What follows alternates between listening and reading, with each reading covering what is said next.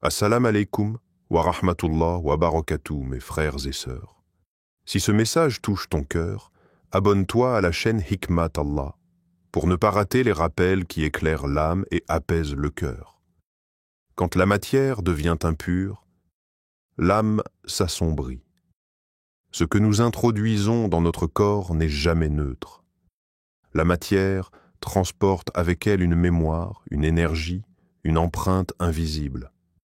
Le porc, dans sa constitution même, est porteur d'une lourdeur, d'un désordre vibratoire que la tradition islamique n'a pas ignoré. Non pas parce qu'il s'agit simplement d'un animal, mais parce qu'il incarne une inversion de l'harmonie. Il se nourrit de ce qui est souillé, et sa chair en devient le reflet. Et ce reflet finit par atteindre celui qui le consomme. L'âme s'éteint doucement comme un ciel sans étoiles. Ainsi, nous est-il rappelé dans le Coran, dit « Je ne trouve, dans ce qui m'a été révélé, d'interdit à aucun mangeur d'en manger, si ce n'est la bête morte, ou le sang répandu, ou la viande de porc, car c'est une souillure. » Sourate Al-An'am, verset 145, souillure. Pas seulement pour le corps, mais pour cette part lumineuse en nous, qu'on appelle fitra, l'histoire de l'homme et la bête. Il y a dans chaque créature un signe, mais dans certaines, il y a aussi un avertissement. Le porc n'est pas interdit parce qu'il est simplement un animal impur.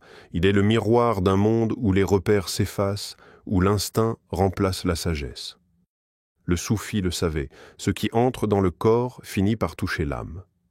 Le porc, symbole de la perte de pudeur de l'avidité, de l'inversion des lois naturelles, n'est pas seulement un aliment. Il est une mémoire collective de l'excès. Et comme l'a dit le prophète Muhammad, ce qui est impur pénètre dans le cœur et obscurcit la lumière de la foi. Rapporté par At-Tirmidhi. Il ne s'agit plus de savoir si c'est bon ou mauvais, mais de poser la vraie question. Qu'est-ce que cela fait à ma lumière intérieure? La sagesse divine est toujours plus profonde que les lois humaines. Les lois des hommes s'arrêtent là où s'arrête leur regard. Mais la sagesse d'Allah pénètre les couches invisibles de l'existence. Elle ne se limite pas aux apparences ni aux analyses de surface. Ce que l'homme juge comestible, Allah peut le nommer souillure. Pourquoi? Parce qu'il connaît la vibration du cœur, la résonance de chaque chose dans l'âme. Le porc n'est pas seulement interdit pour ses effets physiques, mais pour l'empreinte invisible qu'il laisse derrière lui. Et dans le Coran, cette vérité résonne puissamment. Le prophète leur rend licites les choses pures et leur interdit les mauvaises. Sourate Al-Araf, verset 157. Les interdits divins ne sont jamais arbitraires. Ils sont les gardes du corps de la lumière intérieure. Car chaque impureté, aussi petite soit-elle, ternit un peu plus le miroir du cœur, jusqu'à ce que ce cœur n'aperçoive plus le ciel. Et si ce que tu consommes influençait ton âme, et si ton assiette était le reflet de ton cœur, ce que tu introduis dans ton corps ne s'arrête pas à l'estomac. Cela circule, s'imprègne, touche même le royaume invisible de ton être. C'est pourquoi chaque bouchée peut être soit un voile, soit une lumière. Allah ne légifère jamais sans amour. Il ne dit pas non pour priver, mais pour préserver la clarté de ta foi, préserver la noblesse de ton âme. Dans le Coran, cette vérité revient avec insistance. Il vous est interdit la bête morte, le sang, la chair de porc, car ce sont des souillures.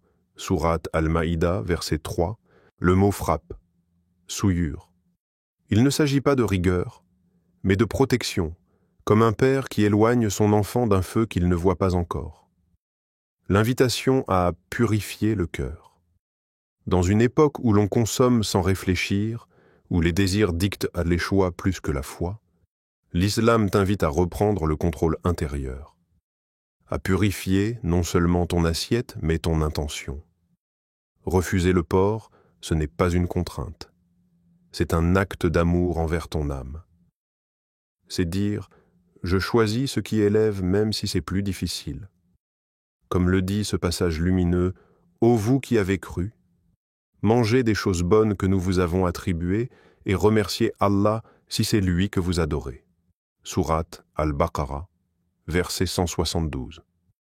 Purifier son cœur commence souvent par des gestes concrets, et chaque effort vers la pureté est une porte qui s'ouvre vers la présence d'Allah, le rappel final, rappelle-toi. Il ne s'agit pas simplement de rejeter un aliment, il s'agit de préserver une lumière, de refuser ce qui obscurcit le lien sacré entre toi et ton Créateur. Le porc n'est qu'un symbole parmi d'autres. Un rappel que tout ne se mange pas, que tout ne se touche pas, et que tout ne se vaut pas, même si le monde le banalise. Refuser, c'est résister. Résister, c'est adorer. Dans un monde où tout s'effondre, chaque choix de pureté est une élévation, un appel divin au vous qui avez cru.